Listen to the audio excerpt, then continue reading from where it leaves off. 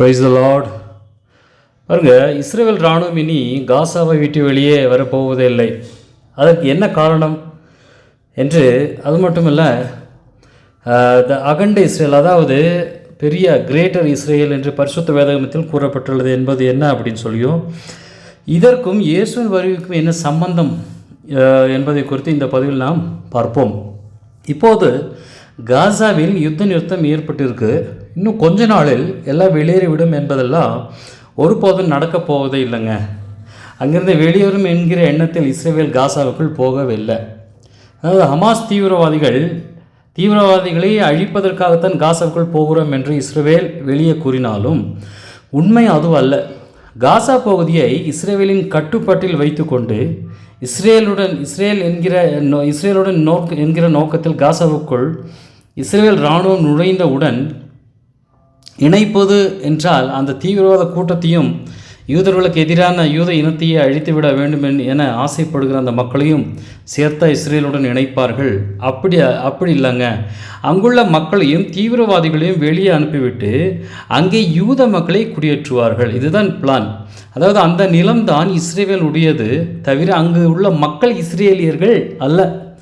அவர்களையும் சேர்த்து இஸ்ரேலுடன் இணைத்துவிட்டு இஸ்ரேலின் குடியுரிமையை கொடுப்பதற்கு என்ன அவர்கள் அறிவில்லாதவர்களா என்ன? இல்லை. வெளிநாடுகளில் உள்ள யூதர்கள் இஸ்ரேலுக்கு திரும்பி சென்று வாழ விரும்பினாலேயே அவர்களுக்கு டிஎன்ஏ டெஸ்ட் எல்லாம் எடுத்து நவீன முறைப்படி ஜெனட்டிக் டெஸ்ட் எடுத்து அவர்கள் யூதர்கள் தான் என நிரூபிக்கப்பட்ட பிறகுதான் இஸ்ரேலின் குடியுரிமையை கொடுத்து இஸ்ரேல் அரசாங்கம் எல்லாவித சலுகைகளையும் அவர்களுக்கு கொடுக்கும். இலவசமாகவே எத்தனையோ லட்சத்தில் வீடுகள் எல்லாம் கொடுத்து இஸ்ரேலில் வாழ்வதற்கு எல்லா வசதிகளையும் அவர்களுக்கு யூதர்கள் ஏற்படுத்தி கொடுப்பார்கள். அதற்கு யூதன்தான் என்று டிஎன்ஏ டெஸ்டில் உறுதியாக வேண்டும். எனவே காசா மேற்கு கரையெல்லாம் அந்த நிலங்கள் மட்டும்தான் இஸ்ரேலோடு இணைக்கப்படும். அதனால்தான் இஸ்ரேல் பிரதமர் பெஞ்சமினை தனியாக நோக்கி செல்வதற்கு எல்லை திறந்து விடப்படும் என்று கூறினார். அதுவரை முழு இராணுவ கட்டுப்பாட்டில் தான் அடக்குமுறையில் இருக்கும். காசாவில் சிறு பிள்ளைகளுக்கு கூட பள்ளிக்கூட திட்டத்திலேயே நீ ஒரு யூதனை கண்டால் அவனை எப்படியெல்லாம் கொலை செய்ய வேண்டும் என்று சொல்லியே பெற்றோர்களும் ஆசிரியர்களும் வளர்க்கிறார்களாம், கற்றுக் கொடுக்கிறார்களாம். அவங்களுடைய பாடத்திட்டத்தின் பிரதானமான கொள்கையே யூதனை கொல்ல வேண்டும் என்பது தான். பாருங்கள், அப்போ குழந்தை பருவத்திலிருந்தே இப்படி சொல்லி வளர்க்கப்படுகிற பிள்ளை எப்படி வளரும் பாருங்கள். இதை யோசித்து பாருங்கள். இப்படிப்பட்டவர்களை எப்படி இஸ்ரேலுக்குள் விடுவார்கள்? அது எப்படி நடக்கும்? எந்தெந்த பகுதியில் என்று பார்ப்போம். பாருங்கள், 15ஆம் அதிகாரம் 18ஆம் வசனத்தில் இந்த மாதிரி சொல்லப்பட்டிருக்கு. 21ஆம் வசனம் வரை, அந்நாளிலே கர்த்தர் ஆபிரகாமுடனே உடன்படிக்கை பண்ணி எகிப்தின் நதி துவக்கி பாருங்கள், பெரிய நதி மற்றும் உள்ளதுமான இந்த தேசத்தை உன் ஜனத்துக்கும் உன் சந்ததிக்கும் கொடுத்தேன் என்றார். என்ன எழுதப்பட்டுள்ள? எகிப்தில் ஓடுகிற நைல் நதியிலிருந்து துருக்கியில் ஆரம்பித்து ஓடுகிற ஐத்ராத் நதி வரை உள்ள எல்லா இடங்களையுமே தேவனாகிய கர்த்தர் ஆபிரகாமின் சந்ததியாராகிய இஸ்ரேல் ஜனங்களுக்கு வாக்கு பண்ணி கொடுத்தார். இது ஆதியாகமத்தில் நாம் வாசிக்கிறோம். உடனே ஐயோ, இந்த இடங்களில் உள்ள ஜனங்களை தேவன் துரத்தி விட்டாரா? தேவன் எல்லாருக்கும் தானே தேவன் என சிலர் உலக பிரகாரமாக கேள்விகளை கேட்பார்கள். அவர்கள் உண்டாக்கிய பூமி இடங்களை யார் யாருக்கு கொடுக்க வேண்டும் என்பது அவருடைய இஷ்டம் இல்லைங்களா? ஆண்டவருடைய இஷ்டம். அதற்கு தேவனுடைய பார்வையில் அநேக நீதியான நியாயங்கள் இருக்கும். அதை சொன்னாலும் தேவனை அறியாத ரட்சிக்கப்படாத ஜனங்களால் புரிந்து கொள்ளவே முடியாது. மோசையின் மூலமாக இஸ்ரேல் ஜனங்களை 40 வருஷங்கள் வனாந்திரத்திலே வழிநடத்தி வந்த யோசுவா மூலமாக கானான் தேசத்தை தேவனை கர்த்தர் ஆபிரகாமின் சந்ததியாராகிய இஸ்ரேலுக்கு ஜனங்களுக்கு பங்கிட்டு கொடுத்தார். அந்த இடங்களிலே தேசத்தையும் பாருங்கள், எங்களால் புரிந்து கொள்ள முடியாது அப்படின்னு சொல்லி எத்தனையோ கேள்வி இருந்தாலும் மோசையின் மூலமாக இஸ்ரேல் ஜனங்களை 40 வருஷங்கள் வனாந்திரத்தில் வழிநடத்தி வந்த யோசுவா மூலமாக கானான் தேசத்தை தேவனாய் கர்த்தர் ஆபிரகாமின் சந்ததியினராக இஸ்ரேல் ஜனங்களுக்கு பங்கிட்டு கொடுத்தார். அந்த சமஸ்த இஸ்ரேல் தேசத்தையும் மிகப்பெரிய ராஜாவாகிய தாவீதும் அவருடைய மகனாகிய சாலமோனும் ஆட்சி செய்தார்கள். அதற்கு பிறகு திந்தேசில் தேசம் 43 ராஜாக்களால் யாக்கோபின் சந்ததியினரால் ஆளப்பட்டது. தேவன் வாக்கு பண்ணி கொடுத்த அந்த இஸ்ரேல் தேசம் மிக பெரியதுங்க. இப்போது இருக்கிற இஸ்ரேல் நாடு மிக மிக சிறியது. அதாவது தமிழ்நாட்டில் 4/1 நிலத்தை அதை விட இப்போது உள்ள இஸ்ரேல் மிகச்சிறியது. ஆனால் தேவன் கொடுத்திருந்த நீளம் எவ்வளோ பெரிது தெரியுமா? யாத்திராகம் 23 அதிகாரம் 31 சிவந்த சமுத்திரம் தொடங்கி பெலிஸ்தரின் சமுத்திரம் வரை அப்படின்னு சொல்லி வனாந்திரம் தொடங்கி இல்லையா நதி வரைக்கும் உள்ள உன் எல்லையாக இருக்கும், உன் எல்லையை இவைகளை உன் எல்லையாக இருக்கும்படி செய்வேன் என்று தேவனை கர்த்தர் அவ்வளவு பெரிய தேசத்தை வாக்கு பண்ணி கொடுத்தார். இந்த வசனத்தில் பெலிஸ்தரின் சமுத்திரம் வரைக்கும் என்று எழுதப்பட்டவன ஆகா. அப்படி என்றால் பாருங்கள், இப்பொழுது இருக்கிற பாலஸ்தீனர்கள் தானே வேதத்தில் பெலிஸ்தர் எனப்படுவார்கள். இவர்கள் பல ஆயிரம் வருஷங்களுக்கு முன்பாக இருந்திருக்கிறார்களே என்று திட்டமிட்டு பரப்பப்படுகிற பொய்களை யாரும் நம்பிவிடக்கூடாது. பரிசுத்த வேதாகமத்தில் சொல்லப்பட்டிருக்கிற பெலிஸ்தர்கள் என்பவர்கள் வேறு இனம், அதாவது பெலிஸ்திய இனமே இப்பொழுது பூமியில் கிடையாது. பாருங்கள், அந்த இனத்தவர்கள் முழுவதும் அழிந்து விட்டார்கள். இப்பொழுது பாலஸ்தீனர்கள் என்று சொல்லப்படுகிறவர்களும் பரிசுத்த வேதாகமத்தில் தாவீது சண்டை போட்ட கோலியாத் என்கிற பெலிஸ்தீன் ஆகிய அந்த பெலிஸ்தீனத்திற்கும் எந்த சம்பந்தமும் கிடையாது. இப்பொழுது காசாவிலும் மேற்கு கரையிலும் வந்து நிலப்பகுதியை ஆக்கிரமித்து கொண்டு தங்களை பாலஸ்தீனர் என்று சொல்லிக் கொள்கிறவர்கள் யார் தெரியுமா?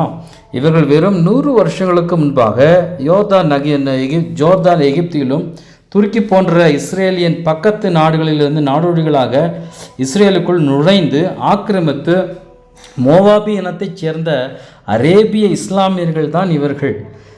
யூதர்களை கோபப்படுத்துவதற்காகவே, உலக வழக்கத்தின்படி சொல்ல வேண்டுமானால் யூதர்களை வெறுப்பேற்றுவதற்காகவே யூதர்களின் வரலாற்றின் எதிரியான பெலிஸ்தியர் பெயரால் தங்களை தாங்களே பாலஸ்தீனியர் என்று அழைத்து கொண்டார்கள். நாம் பார்த்த வசனத்தில் பெலிஸ்தீரின் சமுத்திரம் என்றால் அது மத்திய தரைக்கடலை குறிக்கும். சிவந்த சமுத்திரம் என்பது செங்கடலை குறிக்கும். அதாவது தேவனால் யூதர்களுக்கு கொடுக்கப்பட்ட பரந்த விரிந்த தேசம் என்பது செங்கடல் முதல் மத்திய தேச வரைக்கும் உள்ள ஜோர்டான் இடங்களாகும். நான் ஜோர்டான், சீரியா, ஈராக் இந்த இடங்களின் நிலப்பகுதி முழுவதிலும், மேலும் எகிப்து, துருக்கி, சவுதி அரேபியா, குவைத் என்ற நாடுகளின் பாதி நிலப்பகுதியும் சேர்த்து தான் இஸ்ரேலின் உண்மையான நிலப்பகுதியாக இருந்தது. இப்பொழுது பாருங்கள், யாருடைய நிலத்தை யார் ஆக்கிரமித்தது என்று பாருங்கள். யூதர்கள் யாருடைய நிலத்தையும் ஆக்கிரமிக்கவில்லை. மற்றவர்கள் தான் யூதருடைய தேசமாகிய இஸ்ரேல் தேசத்தை முழுவதுமாக ஆக்கிரமித்து கொண்டிருக்கிறார்கள் என்பது புரிகிறதா? தேவன் 1948 தம்முடைய ஜனங்களுக்கு மறுபடியும் அவர்களுக்கு தேசத்தை திரும்ப கொடுத்தார். அதன் பிறகு ஏற்கனவே தான் அவர்களுக்கு கொடுத்த வாக்கு பண்ணி கொடுத்திருந்த முழு தேசத்தையும் மீட்டு கொடுத்து கொண்டே வருகிறார். விரைவில் எல்லாவற்றையும் திருப்பி கொடுப்பார்.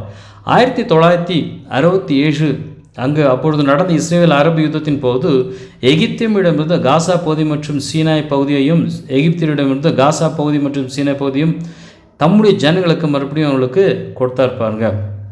அதன் பிறகு ஏற்கனவே தான் வாக்கு பண்ணபடி எல்லாமே செய்து வருகிறார். விரைவில் எல்லாவற்றையும் திருப்பி கொடுப்பார். அது மட்டும் இல்லைங்க, அங்கே காசா பகுதி மற்றும் சீனாய் பகுதியும் இருந்து மேற்கு கரை ஐயனார் கட்டுப்பாட்டில் இருந்த ஜெருசலேமையும் சீரியாவிடமிருந்து ஆலங்கட்ஸ் பகுதியையும் இஸ்ரேல் பிடித்து கொண்டது. 1967 இஸ்ரேல் நாடு தான் பிடித்து கொண்ட இடங்களில் இருந்த அறிவியலை துரத்திவிட்டு அந்த இடங்களில் யூதர்களை கூடி சேர்ந்து வருகிறது. இனியும் இஸ்ரேலின் எல்லைகள் விரிவடைந்து கொண்டே தான் செல்லுமே தவிர குறையாது. தேவன் அதை அனுமதிக்கவும் மாட்டார். இந்த கடைசி நாட்களில் தேவன் மறுபடியும் இஸ்ரேல் தேசம் உருவாகும்படி செய்வார். இனி அதன் எல்லைகளை ஆதியில் இருந்தது போலவே திருப்பி கொடுப்பார். எனவே பாலஸ்தீன தனி நாடெல்லாம் கனவில் கூட உருவாக வாய்ப்பு கிடையாது. இனி இஸ்ரேலை பிரித்து பங்கு போட தேவன் விடமாட்டார். மேற்கு கரையாகிய சமாரியாவையும் இணைப்பதற்கான 2வது மசோதாவையும் இஸ்ரேலின் பாராளுமன்றம் ஆகிய இடத்தில் தாக்கல் செய்யப்பட்டு விட்டது. இஸ்ரேல் இராணுவம் எந்தெந்த பகுதியில் நுழைந்தாலும் அந்த பகுதியை விட்டு வெளியேறாது. அந்த பகுதியை இராணுவ கட்டுப்பாட்டில் ஒரு அமைதி மண்டலமாக, அதாவது இஸ்ரேலின் பகுதியாக அறிவித்து விடுவார்கள். இப்பொழுது சீரியாவில் கூட அப்படித்தான் இஸ்ரேல் இராணுவம் செய்தது. எனவே சீரியாவின் இடங்கள் பகுதி அப்புறம் 1967 இஸ்ரேலுடன் வந்துவிட்டது. இப்பொழுது சில மாதங்களுக்கு முன்பு சில காரணங்களுக்காக சீரியாவில் உள்ள எர்மோன் மலை வந்துவிட்டது. அதை அமைதி மண்டலமாக ஆக்கி எர்மன் மலை வரை இஸ்ரேல் இராணுவ கட்டுப்பாட்டில் வந்துவிட்டது.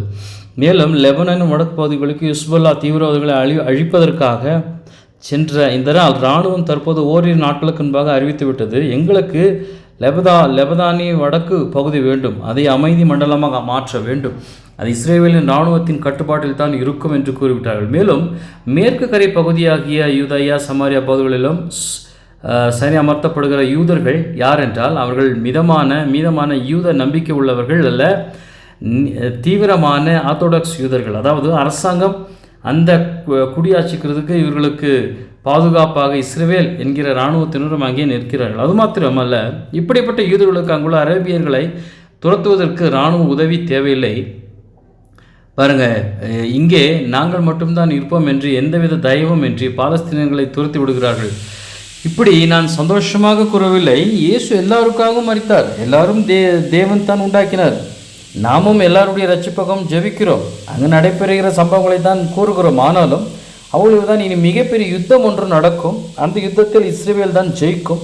அந்த யுத்தத்தில் முடிவில் இஸ்ரவேல் ஒரு விஸ்தாரமான இஸ்ரவேலாக, பெரிய தேசமாக அது உருவெடுக்கும். கிரேட்டர் இஸ்ரவேலாக மாறும்.